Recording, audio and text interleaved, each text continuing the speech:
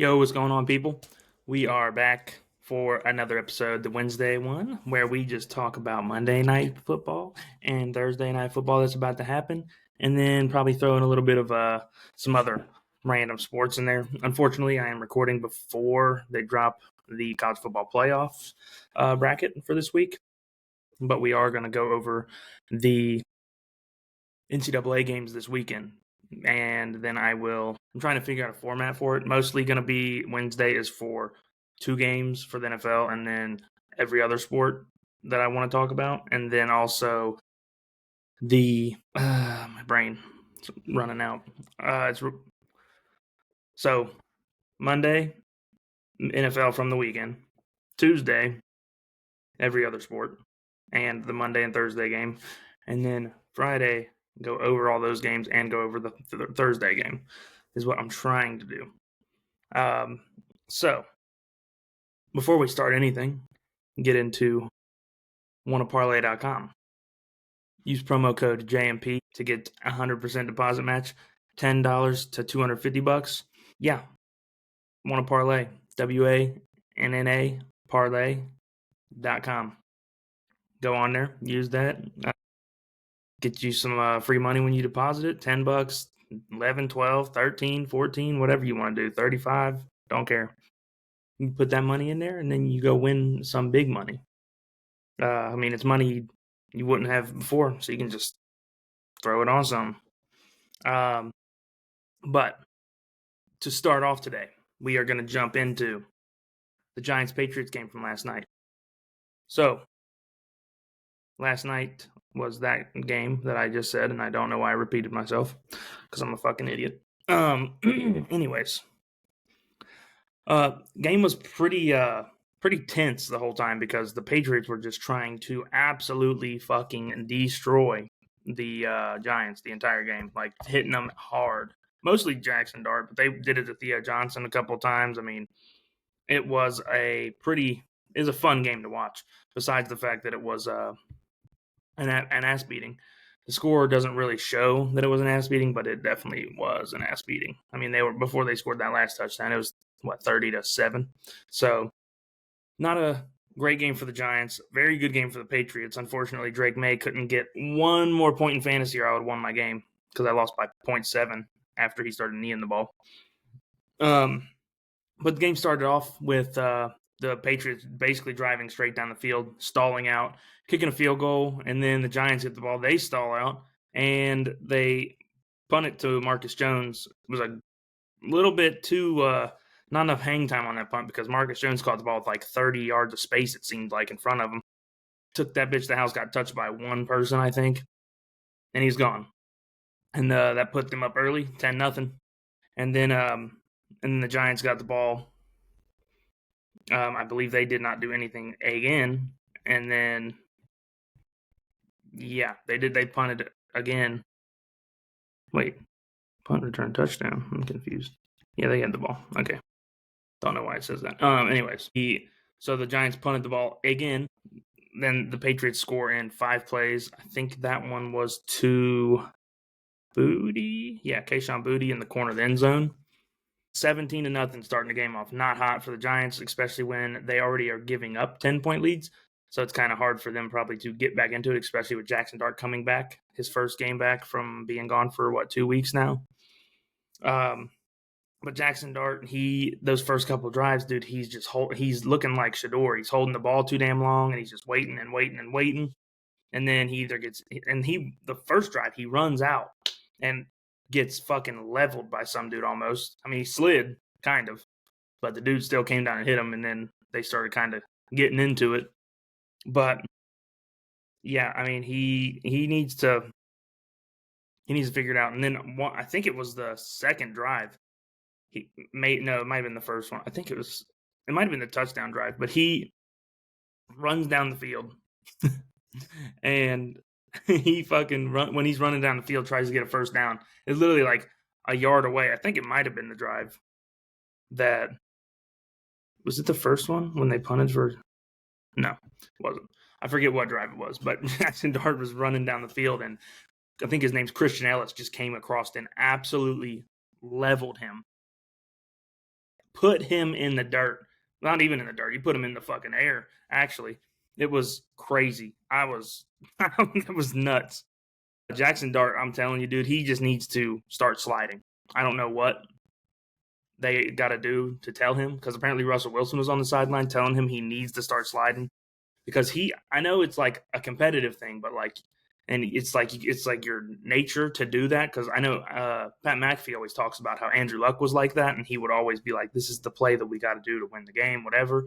But like, you gotta protect yourself a little bit. Like Jackson Dart, you just got back from a concussion injury where you got hit hard, and now you're going and getting leveled like 4 or 5 times this game. And then also the Giants benched Abdul Carter for the first drive. I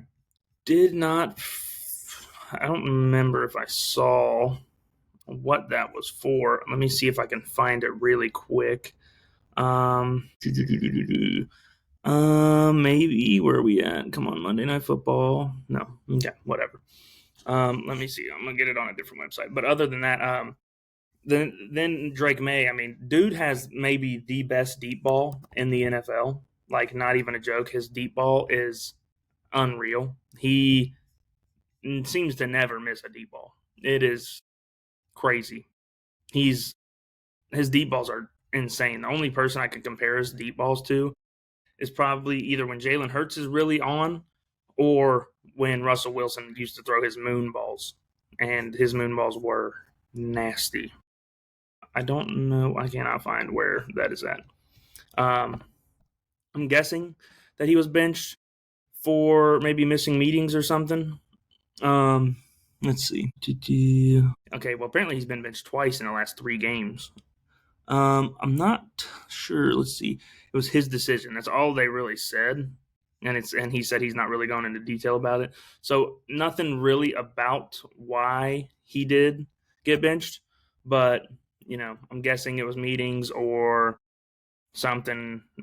I'm not really too sure about it. If anybody else has any information, let me know about it. I would love to see why, because I know he's not having a great season. I think he has like 1.5 sacks on the season after last night or something. So not a great season, but he is making some plays. And then after Drake May's deep balls, we got Jackson Dart actually taking the Giants down the field to where they score a fucking touchdown for once, and Darius Slayton catches one over the middle and just splits the entire defense. I mean, he caught it in between like 3 defenders and just took off, and it looked like nobody was catching him. Yeah, it was a long 30-yard touchdown. Yeah, and the only reason that even happened is because there's an unnecessary roughness penalty, which I forgot what that was. But yeah, they scored a touchdown, and then and then the Patriots got the ball. Drake May was about to get a first down, and then Abdul Carter, the man who was benched, comes out and makes a great tackle to stop Drake May from getting to the first down line. And then the Giants go basically just I forget, was it a bad punt or something? I forget. Hold on, sorry. Oh no, Bryce Behringer, the punter for the Patriots, absolutely shanked it, punted it 22 yards, and then Jameis is on the sideline pointing down like, "Oh, right here, right here, right here," and then they put it up farther than that. And then the Giants, they get out short field, and they have 8 plays, 14 yards, do absolutely nothing, turn the ball over on downs, and then the Patriots take the ball straight back down the field again. Oh, even no, that was the drive. Okay, they didn't do anything with the ball, and then the Giants come out and Younghoe Koo kicks the ground instead of the ball somehow. Never seen that in my life before. He literally goes to kick the ball and hits the ground instead of the ball, like maybe a good yard. Nah, not a yard. Probably like a foot behind the ball. That was nuts. And then Jamie Gillen tried to take it and throw it, but then he got hit and sacked, basically. I think they counted as a sack. No, they counted as a run. Never mind. But Younghoe Koo doesn't count as a field goal for him, so that's nice. And then Drake May throws an absolute fucking dime on the next drive to Kyle Williams, puts it in a bucket, and Kyle Williams catches a touchdown. with about 3 minutes left, I think. Yeah, about 3 minutes left in the first half. And then fuck me, what happened? Oh, yeah. And then the next drive, the Patriots come out and try to murder Gunnar Olszewski. Um, and he fumbles the ball. Patriots get it right there, kick a field goal. And then and then this is all in like 3 minutes. And then the Giants get the ball back, punt, and then yeah, I mean they punt the ball, Patriots go down, score another touchdown. I mean, I don't know what the fuck they're doing. And then there was only like 2 drives that started in the third quarter. It was a turnover on down by the Giants. Also, I don't know why the Giants, when I think was it this play? Yeah, so they had the ball on the 40-yard line. You're down 27-7, and you basically have nothing left in the season, really. You're like basically just playing to play. You might as well just sneak the ball up the middle to try and get a first down, score, and then get more back into the game instead of punting the ball and then letting the Patriots go straight down the field and score a field goal at the end of the half to make it even worse for you. And then the second half, they do the fucking exact opposite, and they are on the 38-yard line, go for it, and it's 4th and 6. This is the start the second half, and they turn the ball over on downs because they tried to run a play really quick, and Jackson Dart threw it to Theo Johnson, and he got hit as soon as he touched the ball. And the Patriots had a 13-play, 35-yard drive. That is crazy, to kick a field goal.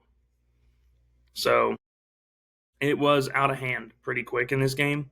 And then after that, after they kick the field goal, the Giants take it down, try and make it a little close.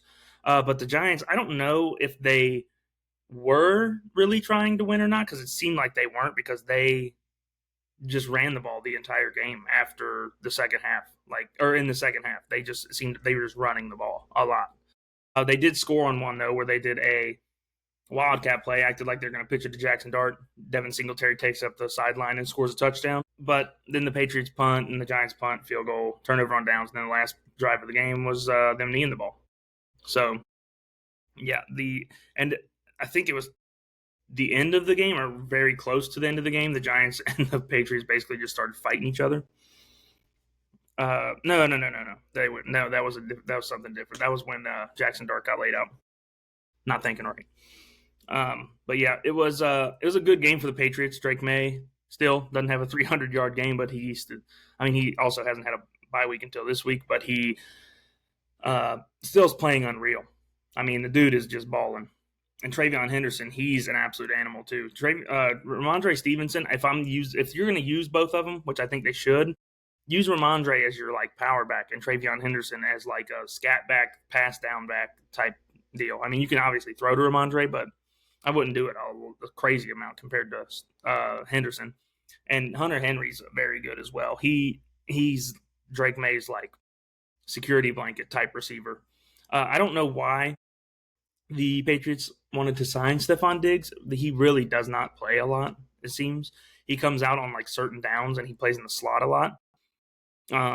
But they do have a lot of plays designed for him when he when he does come in. But you know, they just don't seem to really get him the ball a lot. He has some games, like the one against the Bills, I believe he had like 130 yards or something, and then like 2 weeks ago he had like 110 yards.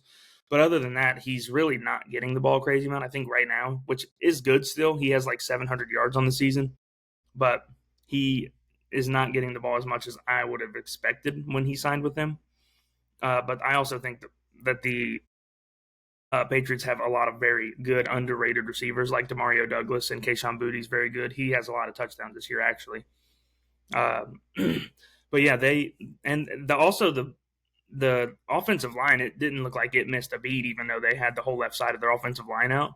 The dudes were blocking really good. There was 2 plays where it kind of seemed like it was because the Patriots scored a touchdown and they got called it back on like the second to last drive of the game when the offensive lineman was going and sitting, and then he went into a 3-point stance while a dude was in motion, so I counted them both as in motion, and they got a play called back, which is very unfortunate for me because I needed Drake May to throw that touchdown for my fantasy, which would have been very, very, very nice. And it was also to Hunter Henry, would have put him over 100 yards, I think. Um, but yeah, then we're going to move on to the Thursday game, do a little preview of that. So, two of the best offenses in the league, even though the Lions have not looked great the last couple weeks. But the Cowboys, they average the most yards in the league. They have, realistically, right now, probably the best wide receiver duo in the league with CD and what's his name? George Pickens.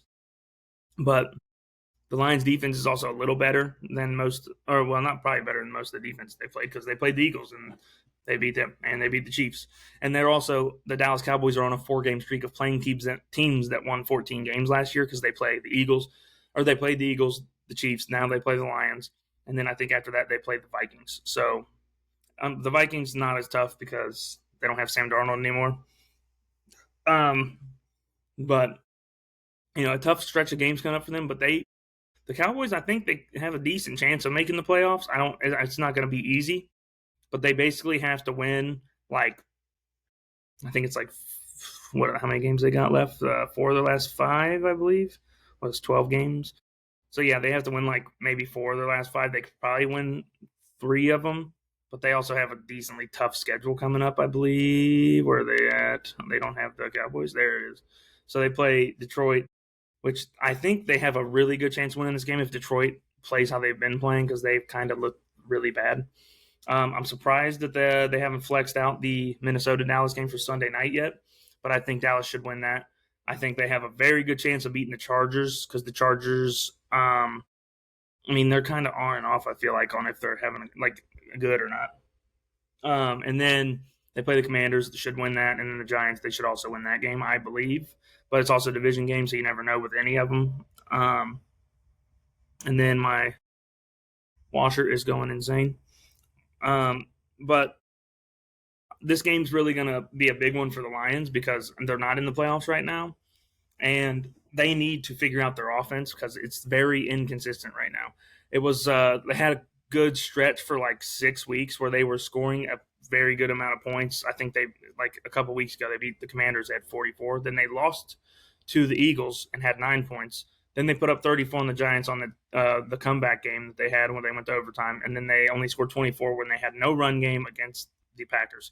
And now they have no Amon-Ra for the next 2 weeks, so it's gonna be tough to do anything for them, I feel like, with all those players out.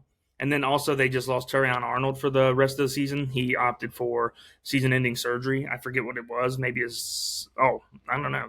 It says a concussion, but I saw that he opted for surgery or something, or he just opted to be on season-ending IR. I don't know, something like that. Could be wrong. I thought that's what I saw, but it doesn't seem like that from what I'm looking at. And then are the Cowboys really going to keep up the good play that they've had? Because they beat the Chiefs, which the Chiefs haven't been the Chiefs really this year, but they beat the Eagles, and the Eagles have been beating everybody. But the Eagles also, they have the most inconsistent offense in the league, it seems like. And, they just, I don't know. The Eagles they're in the dumps right now. I think if I was picking this game, I think I'm picking the Cowboys to win, just because the offense and their defense has been really looking good the last couple weeks. I know they gave up 28 against the Chiefs, but you're also playing Patrick Mahomes. He's not going to play bad every week. And the Eagles, they shut them out after like basically the first quarter. And then you can't really say much about their other games, because the Cardinals are trash and the Raiders are trash. But they also did lose to the Broncos 44-24, but that was also before they got a decent amount back. Their defense kind of changed a lot, where they got DeMarvion Overshown. I think that's how you say his name. DeMarvion Overshown back. They traded for Logan Wilson. They got Quinnen Williams. Kenny Clark is a really good defensive tackle as well. The interior of their defensive line is very good. They should be a good run-stopping team up the middle, and it seems like they are doing that, because the Chiefs couldn't run the ball on them, which the Chiefs really can't run the ball anyways, and the Eagles also can't really run the ball. So we'll see how they do when they play a good running team, because the Lions are 4th in the league in run offense. So we will see.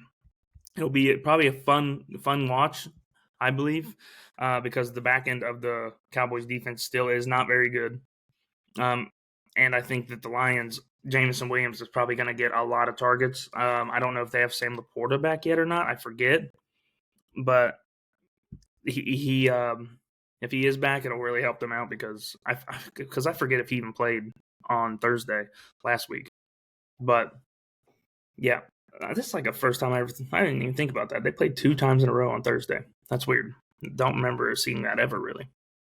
But yeah, and then the Lions, they're out of the playoffs right now, so they need this win. The Cowboys, they basically take the Lions spot if they, which takes their spot of not in the playoffs. But it would very much help them out if they could win this game to get to the playoffs.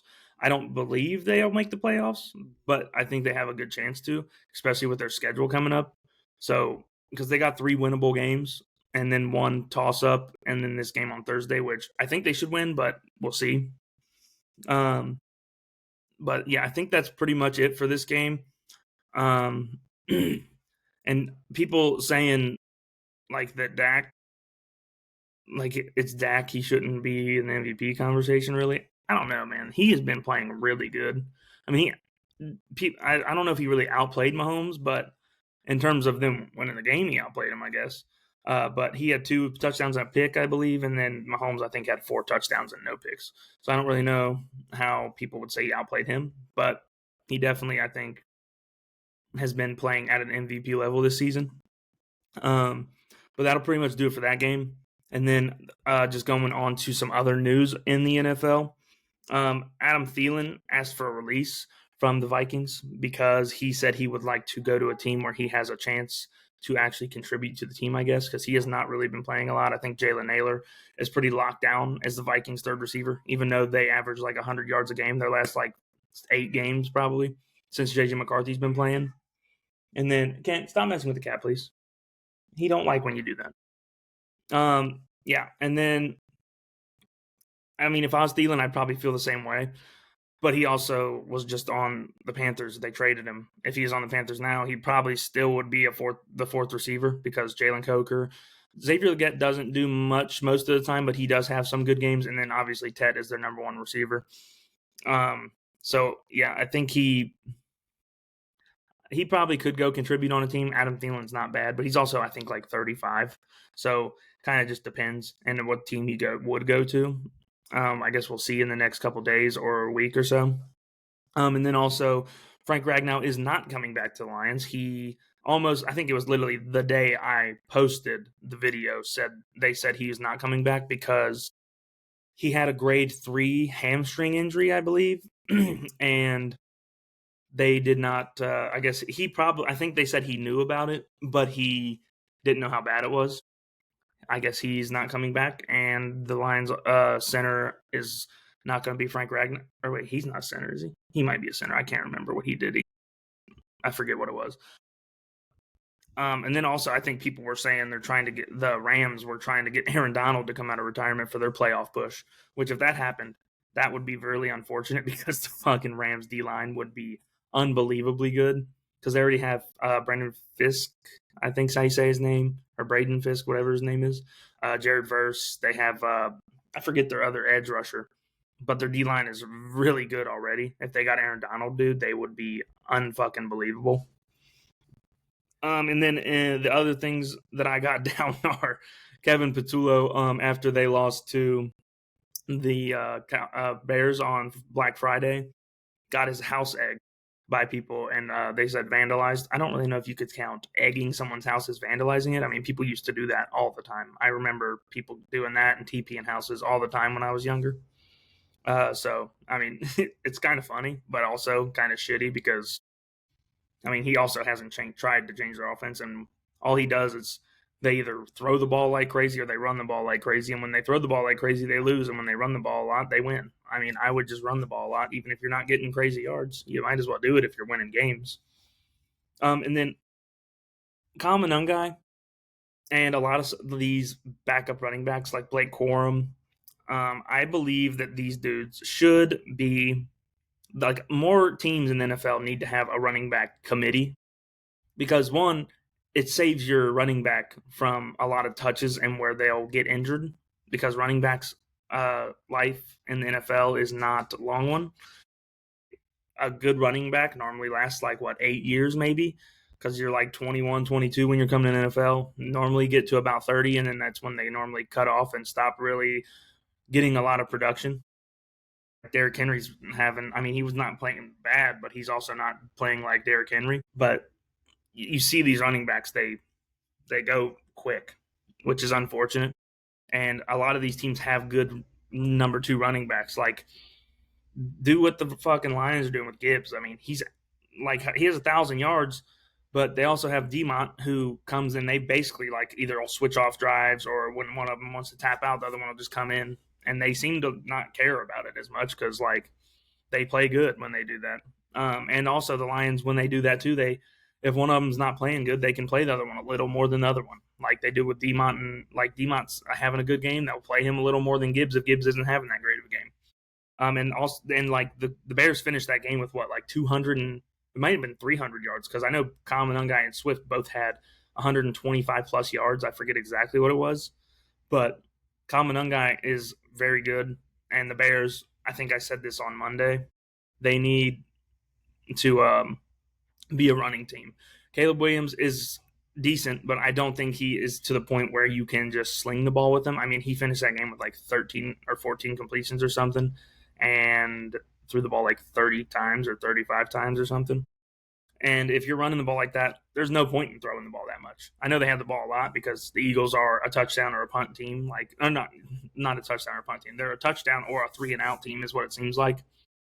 If their drive is not going good, you can almost guarantee they're punting it on the fourth play of the drive. And then Sauce Gardner, they said he's out for a couple of weeks. Has a calf injury. They said it did nothing with his Achilles, which is good. Hopefully he can get back for their playoff push. I think they said he's out for like at least 2 weeks. Hopefully that's all it is. But we'll see because I think he went out like the first drive of their game on Sunday against the Texans. And then another injury that happened on Sunday also is Justin Herbert hurt his hand. And they said he's going to play next week, and he's getting surgery on his hand. But it's also his non-throwing hand, so that's going to help out a lot. But hopefully he's also healthy because the Chargers have been playing really good this season. They're a pretty fun team to watch, and they're also about to get Amarian Hampton back. They said he should be playing Monday. I forget who they're playing, but having Amarian Hampton back would be really nice. And that's another team I think should do a committee. Amarian Hampton, he can do good with the little touches. Like when they played the Giants, he had like 12 carries for, I think it was like 125 or 130 yards or something. So that's a good thing to be able to do if you have that. And Kamani Vidal has been balling the last since he's been in. Basically, I know he doesn't have a crazy amount of touchdowns. I think he only has like 3 maybe, but he's been playing really good, and he is a power back. He will just run right into you. But I think that's pretty much all the news that I have on Let's Go. Manchester City scored. Can't watch the game because I don't have USA. But yeah, that's all I have on that. But then we are going to the NCAA to talk about the conference championship games and maybe what we think might happen in those games. And off of that, what will happen in the playoff for what the teams, where they'll be placed at. So the conference championship games, we'll start off with basically, we'll go from the worst game, not really the worst game, but like the not as good of a game, even though I think they'll all be pretty good games. So North Texas, Tulane. North Texas, I think, is winning this game. They have like the best offense in the country. They average 500 yards a game and 46.8 points a game, which I know they're in the AA. No, they're not in the AAC. Are they the AAC? I forget. I believe they're in the AAC because I think that's Tulane as well, obviously. Yeah, they're in the AAC. They're first in points in the country. They're first in yards in the country. Fifth in passing yards. They're somehow 65th in rushing yards with 186 a game. That's crazy. Their time of possession isn't great, but they probably score very fucking fast because I know their quarterback has, yeah, he has 3,800 passing yards, and the only game they lost was against USF, and Byron Brown, that dude's a dog. He had an unreal game in that game as well, but it was a crazy. That game was crazy as well. Their defense is not crazy good, but I mean they only allow 24 points a game, which is a little under half of what they score per game.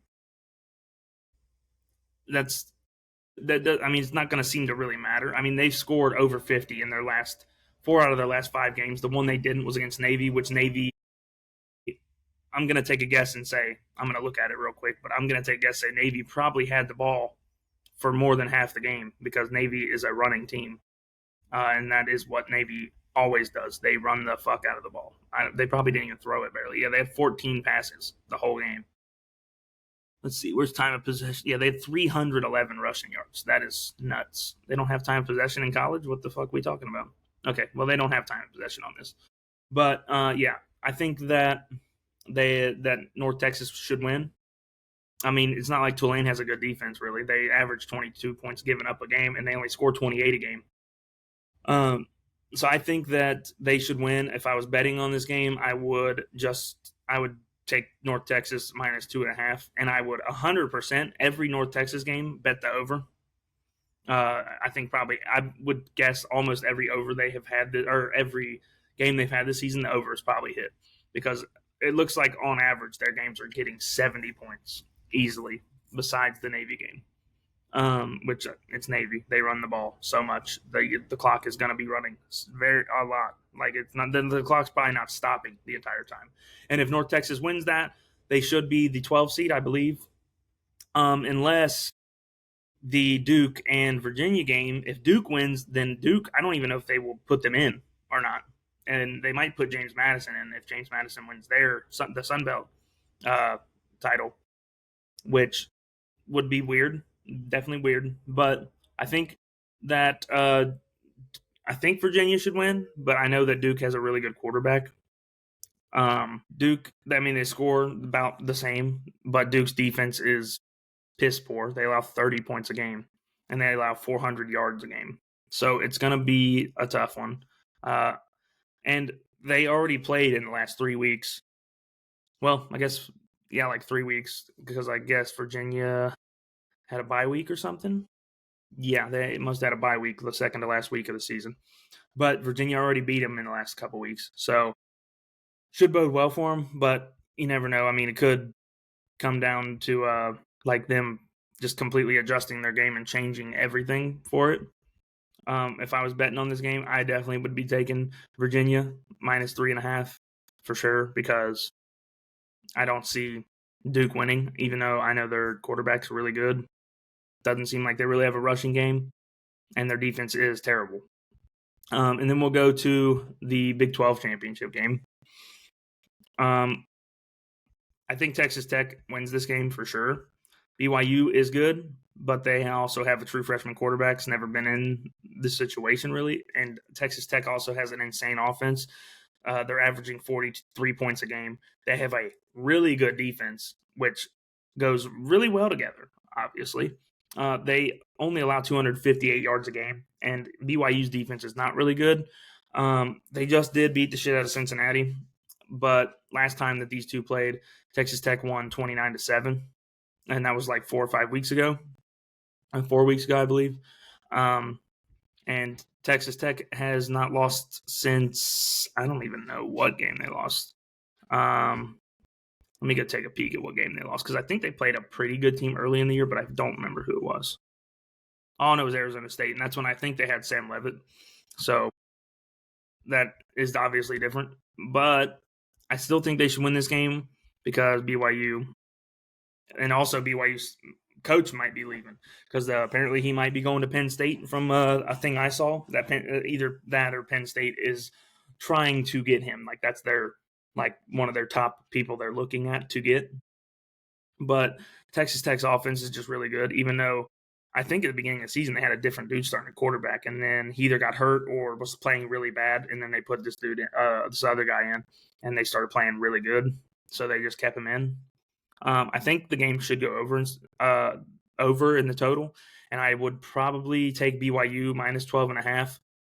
I mean, the first time they played, BYU didn't do shit. They had 7 points and lost 29-7. So I would definitely take Texas Tech to win, and Texas Tech should secure a top 5 spot. I think it'll probably be higher than 5. It'll probably be 4 after today, with A&M losing because they haven't came out with the new college football playoff thing yet. So I think they should win and should get the 4. And I mean, it could change just because if the next game, if UGA beats Alabama, then they should be 4.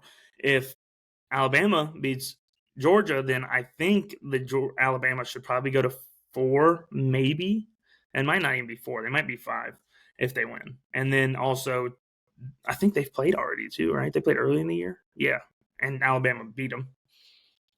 But this is going to be a good game, I think.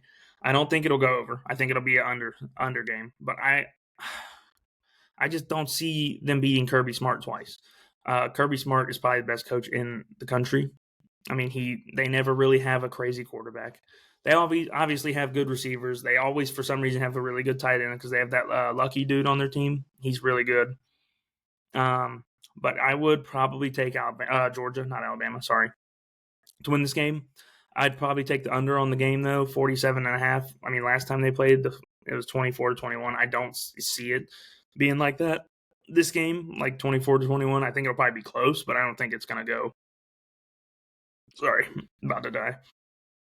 Yeah, I don't see it going over that.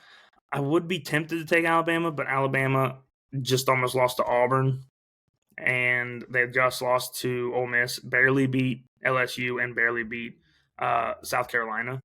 So I don't know. I don't see that going good for them. I know that Georgia just played a really tight game against Georgia Tech, but they also just beat Texas, and Texas has been looking really good. They beat Mississippi State, and Mississippi State, they're not great, but they also have been.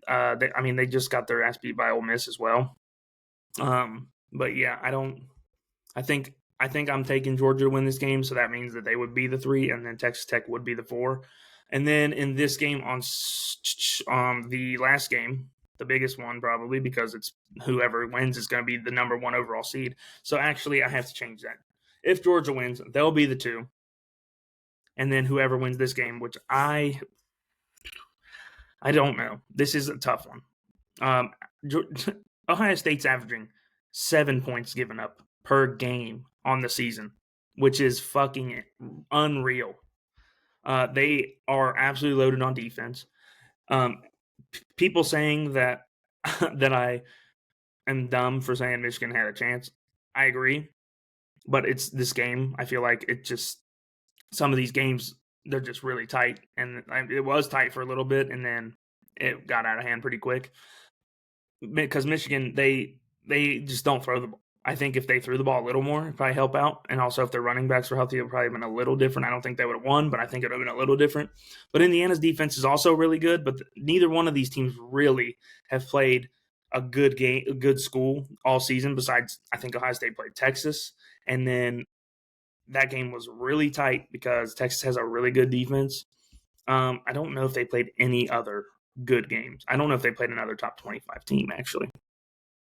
Yeah, no, they didn't play another top 25 team all season, which, I mean, is fine, but I feel like at one point or another, actually, I don't know, Washington might have been ranked when they played them. I don't think they were, and the same with Illinois. But I guess they beat Michigan, obviously, but Michigan is a very flawed team when it comes to offense and defense as well. Their secondary got fucking torched the entire game. But yeah, I think Ohio State probably wins this game because of defense. Because I know for a fact Indiana's defense, it may be a good defense, but I don't think it's good enough to. I don't think Indiana's offense, is good enough to where it's going to do crazy things to Ohio State. And I'm telling all of my friends that I like Ohio State because I live in the Cincinnati area. But I'm a UC fan. I don't like Ohio State really because I don't like their fans. I think I said that last episode, but whatever. I think Ohio State wins though.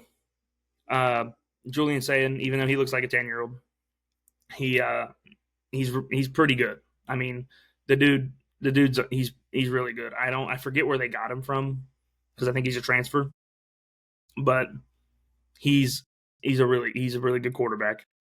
Indiana, they have a good offense. I think this game is going to be really high scoring. I don't think it'll be high scoring like fucking 40 to like 30 or yeah, like 40 to like 35 or anything, but a higher scoring game for how good these two teams defense have been playing.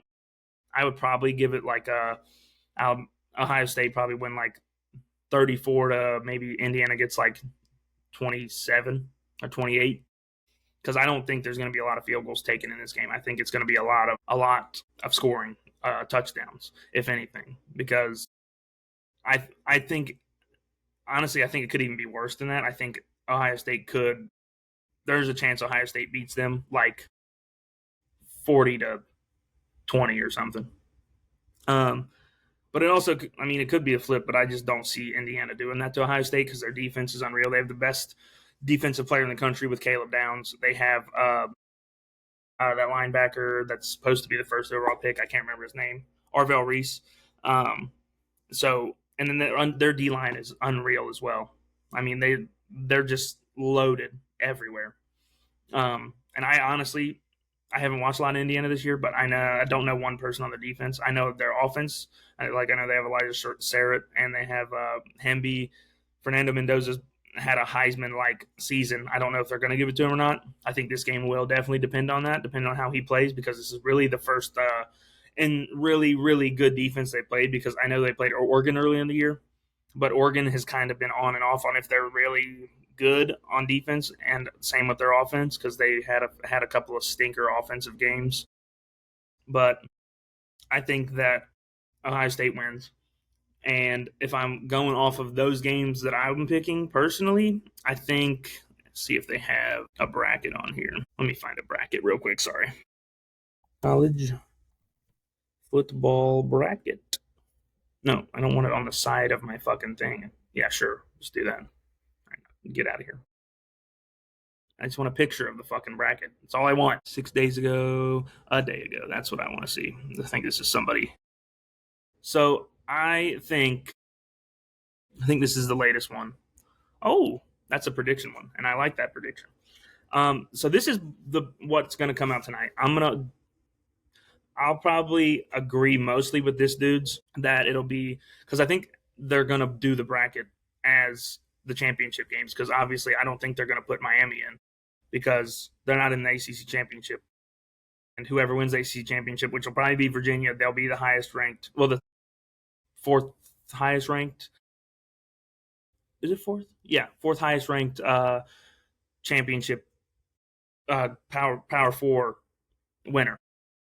So I would say for the one that's coming out tonight, it would probably look a lot like this.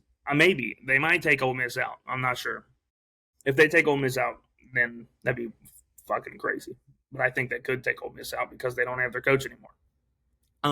But it'd be like Ohio State 1, Indiana 2, Georgia 3, Texas Tech 4, and then 5 is Oregon, 6 A&M, 7 Ole Miss, 8 Oklahoma, 9 Notre Dame, 10 Alabama, 11 UGA, 12 they have North Texas, but I guess that's also going off of what could happen for the games this weekend. Maybe no, that can't be actually. Sorry, that cannot be that.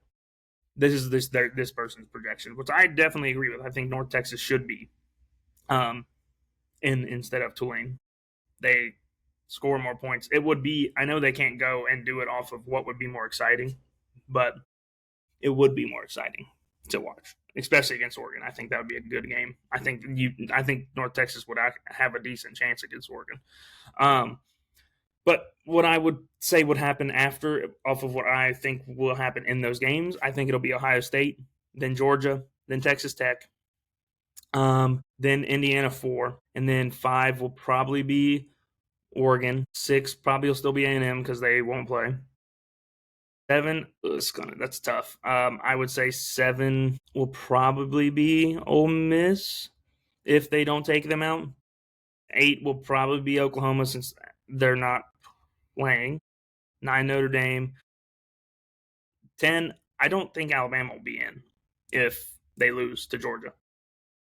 I would say they'd probably put in like a Miami maybe, or maybe they try and slide a Texas or Vanderbilt, but they wouldn't be the 10. They'd probably be 11 or 12. They'd probably be 11. They're not going to fucking do them at 12. So I would probably say 10 will be Texas or Vanderbilt. It kind of just depends on what these people that are doing that brackets will decide. I would probably put Vanderbilt in because they've looked a lot better than Texas over the whole season. And then I think UVA will probably be 11, Virginia, and then 12 will be North Texas. If that is how it goes, I can't wait. I think it'll be a fun playoff. There's some defensive games. There's going to be some high scoring games. I mean, there'll be a lot of good games. I think there will be an ass beating if Texas A&M's playing Virginia. I think A&M beats the absolute piss out of them probably, but we'll see. And then also there was one other thing that I got some news on. This isn't the last thing, but I did want to bring it up why I was thinking about it.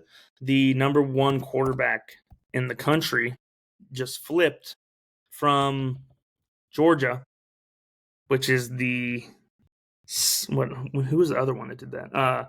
It was Raiola. So it's the second quarterback to do that in the last like 3 years, I think. Because Raiola was 3 years ago, something like that. Let me find this. Flip. So, he, I guess, is actually denying this. But it says that he was apparently flipped from Georgia to Vanderbilt, but he is denying it actually.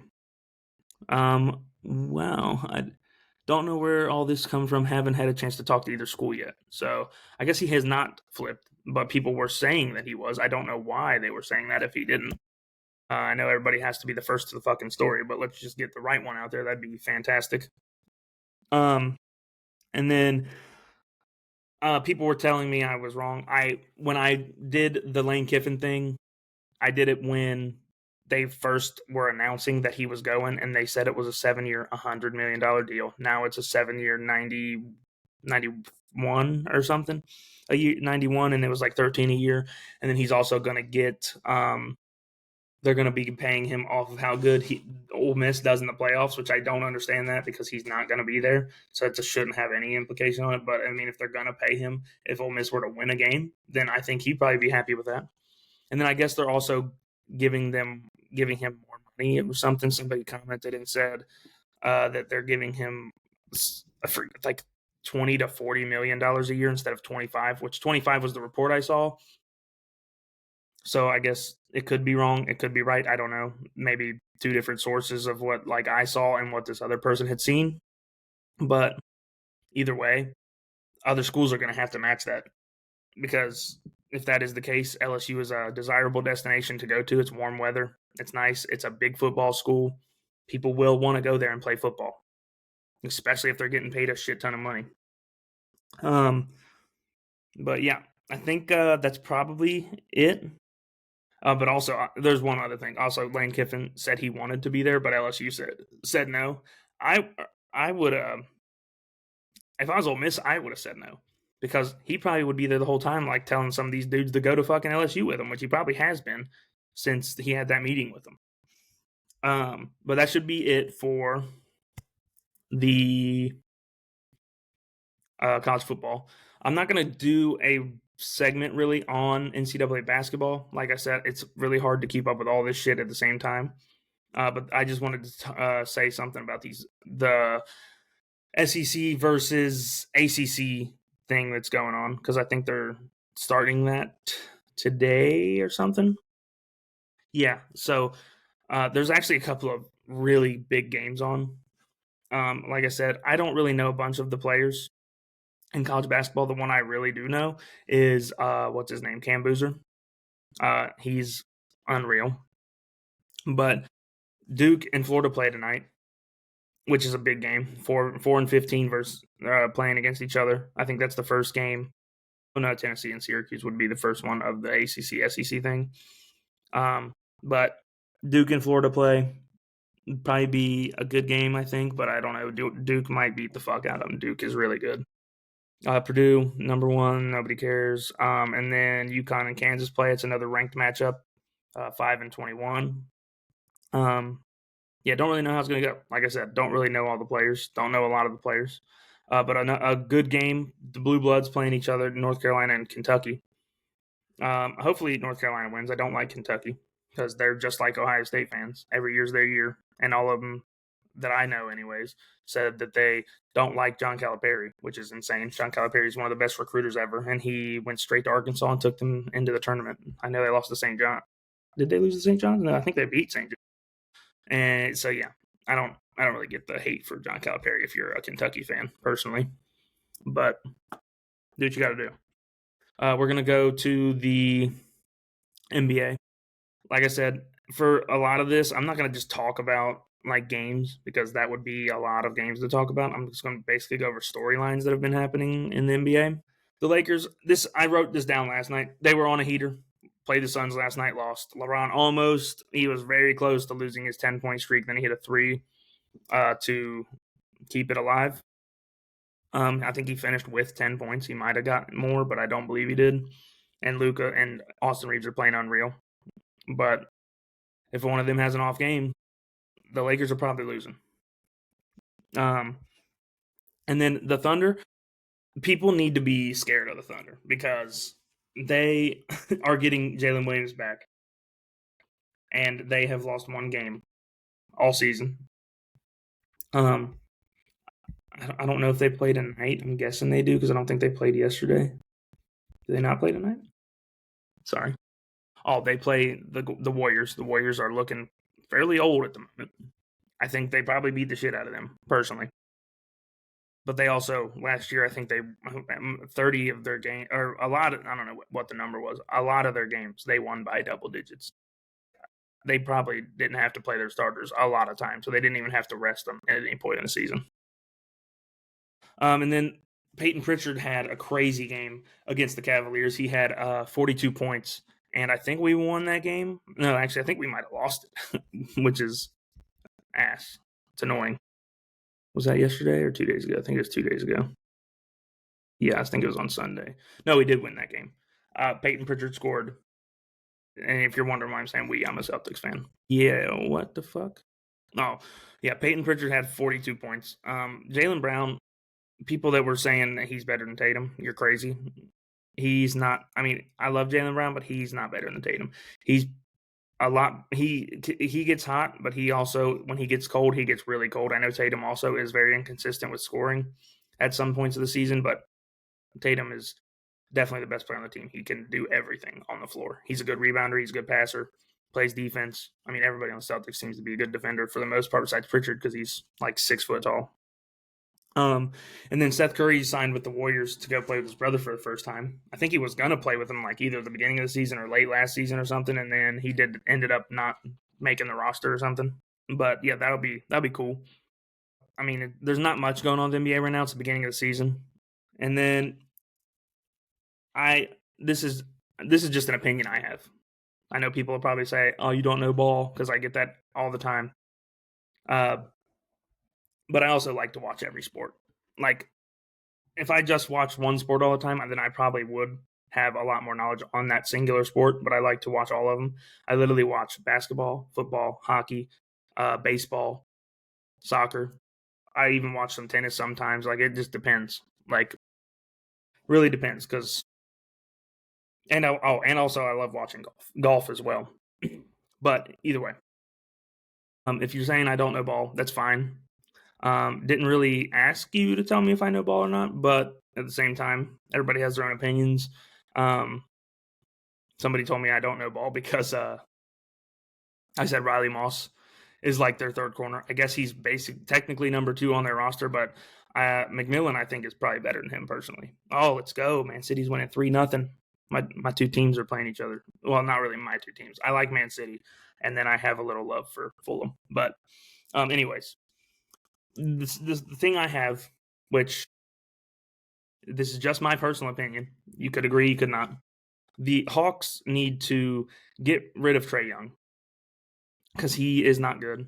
I don't. No, he's not good. He is.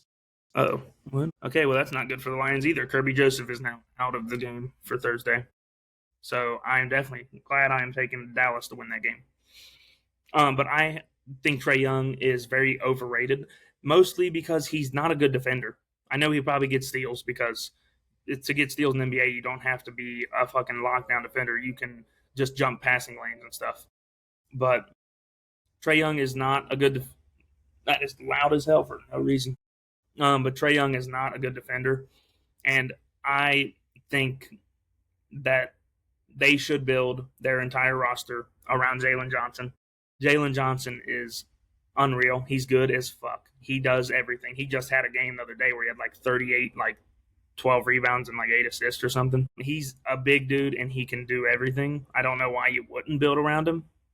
Um, Especially because he's young and Trey Young is getting up there. I mean, he's not old, but he's not like a young dude anymore. He's probably like 31. But he might not be. But he get drafted in like 15 or 14. Now, he got drafted to Lucas, so that'd be 17 or 18. But either way, I personally just don't think Trey Young is. He might be like 25 actually. I could just be completely wrong on that. Don't quote me on it. I'm not looking at anything for it. But I think Jalen Johnson should be the dude they build around. And if you can trade Trey Young, I personally would. I like Trey Young when he's coming out because he was a baller at Oklahoma, but I just don't think that he is a winning player in the NBA. I know he's taken them to the playoffs before, but and he's a good passer. But if he's your main source of your team in the NBA, I don't think you're winning anything. And then also, Ant, he just became the uh, leader for the Timberwolves in 30-point games of all time. It's weird stat, but he is now the most 30-point games ever in Timberwolves history. And then let me pull this up really quick. There we go. That's not what I was looking for. No. There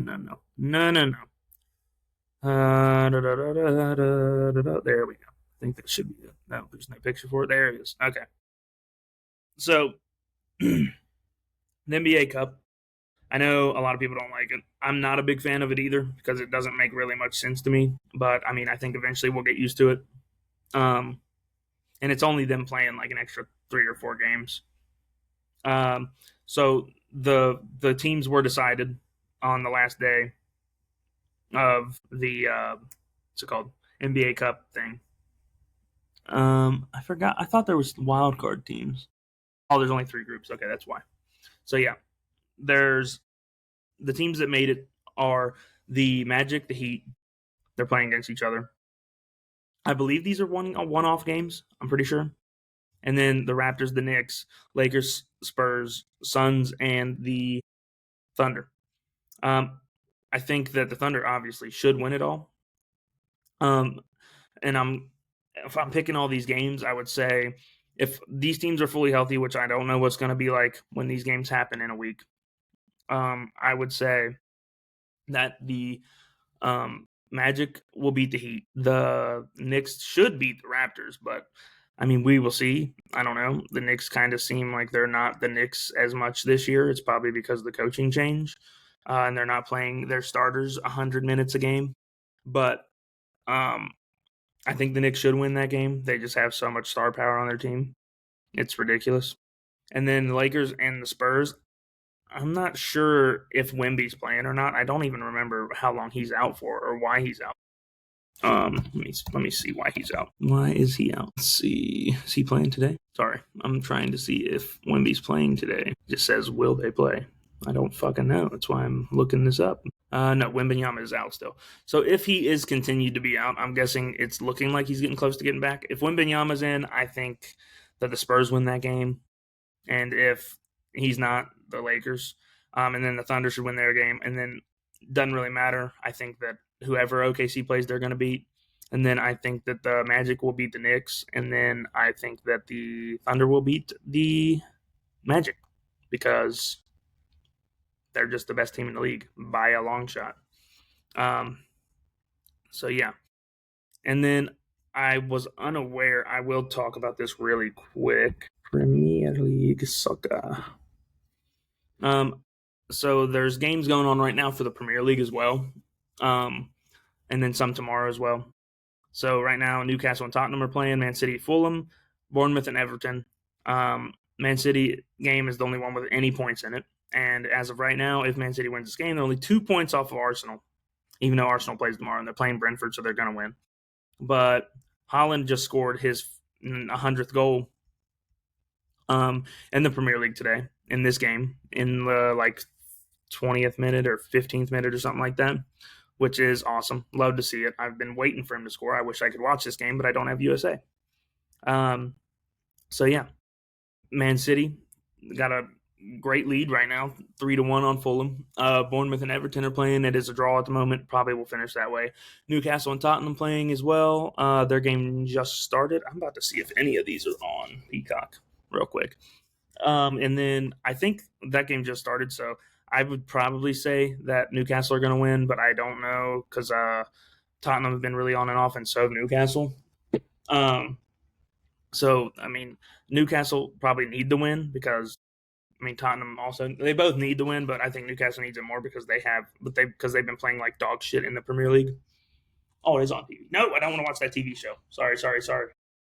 I don't mean to get loud with you. There we go. Let's turn that on and turn it on mute for a second, because I will be done after this. And then the game's tomorrow. Let me pull it up real quick. I'm gonna do a prediction for this because I think it's fun doing predictions. I got a couple of them right. I said that Chelsea was going to draw with Arsenal, and they did. I didn't get the score right, but I got the prediction right of what was going to happen. And then we got Brighton, Aston Villa. I think Villa should win. I know Villa is now getting up into the top 4, I believe. So that's good for them because I think they're in the Champions League, so it's tough for some of these teams that aren't that up there in the Premier League to play as good as they will with both of those leagues going on. And then we got Crystal Palace, and I think Aston Villa is going to win. And then Crystal Palace, Burnley. I would probably give it to Crystal Palace. Burnley has been absolutely terrible this season. And then Nottingham Forest. I said Timberwolves. Nottingham Forest and Wolves. The Wolves haven't won a game, so I'm gonna say Nottingham Forest win. For sure. Nottingham Forest isn't Nottingham Forest last year because they had an unreal fucking Leicester-like run, which I don't think it was a Leicester run, obviously, because they didn't win. But they came up and finished 5th or 6th in the Prem. I forget what it was. It could have been higher than that. They might have been 4. And then Arsenal, Brentford. I think Arsenal's gonna win. They probably will destroy Brentford. I know Brentford's been playing decently this season, but I don't see that happen. Chelsea and Leeds. Chelsea have a better back line, or it may be just how they play than Man City does, their defense anyways, because Man City always gets caught out and give up goals like on a fast break or something, like Matthias Nunes last week or on Saturday. This dipshit fucking's running with the ball and then tries to do like a no-look pass backwards towards the middle of the field and gives it straight to Leeds. And then Calvert-Lewin fucking scores a goal because Matthias Nunes is an absolute fucking idiot. But I would say Chelsea is definitely winning that. And then Liverpool-Sunderland. Ooh. I probably would have to give that one to Liverpool. As bad as they're playing, I don't even think they're really that far off because Arsenal have gave up a couple of games. And then on Thursday, Man U and West Ham play. I would probably say Man U should win that game, but it is Man U, so we will see. And then I'll look at the standings right now. Yeah, Liverpool, they have 21 points. They're only 9 points back of Arsenal. So there is Man City's right on Arsenal's ass, and Man City's been playing terrible this season. Not terrible, but it's Man City. They should play better than what they have been. Sunderland's kind of coming back to earth. They're coming down, they're down in 6th now. They're not really coming back to earth, I guess, because they're not playing bad, really. So, yeah. And then, I mean, Wolves, obviously, they still haven't won a game. Burnley leads. Sunderland, I think it'd be cool if they stayed up. And it'd be funny if they finished higher than Newcastle because I think that's a rivalry. I'm pretty sure that is. Yeah. And Newcastle's playing like dog shit. They're 5-4-5 on the season. So they definitely need this win, and they probably need it more than Tottenham, even though they're the same exact. Oh, that's because it's goal differential. But yeah, I mean, from 14 all the way up to Arsenal is literally an 11-point gap. And it's not like Arsenal are scoring a crazy amount of goals. I mean, they're second in the league, but they're not really. They just don't give up goals. Like, they have 7 goals given up on the season because they have the best defense in the world right now. Did that just say what I think it said? I'll be so pissed. Apparently the Reds are thinking about maybe moving on from fucking Hunter Green, which I would be very pissed about. And then another thing too, I don't understand how Haaland is still first in goals. Dude has 14 goals and he's scored like 1 goal, I feel like, in the last 4 fucking games we've played. And he still is at first in the league. Makes no sense. But yeah, it is the end of that episode, end of the episode for here. Somehow I made that an hour long, talking about 2 games. I don't know how I did that. But that will be the end of that. And I thought somebody scored. So we're going to end the episode, and we're going to end it how we always do. Go to wannaparlay.com, use promo code JMP, and get you 100% deposit match, $10 to $250. Get on there, go make some money. If you're not dumb like me and do like 10 leg parlays or 20 leg parlays just for fun, then you probably make some money. But I do not make money because I like to do dumb shit. But yeah, wannaparlay.com, WANNAPARLAY.com. That's WANNAPRLAY.com. Go to it. Use promo code JMP and get you 100% deposit match, 10 to 250. And also, after you do that, get on the YouTube, subscribe, go to TikTok, follow us, leave a comment, like on some videos. Same with this video on YouTube. Like it, which obviously if you're seeing this, you should subscribe because it's on YouTube. But, you can go follow the Spotify and stuff, but it hasn't been getting posted because I don't know how to do it. And Max is normally the one that does that, and he is, like I said, not doing it at the moment. So, and people saying that I don't know ball. This is my last thing. Tell me why I don't know ball. Don't just say I don't know ball. I would love to know why. I would love to learn from why I don't know ball. But that should be the end of the episode. Bye.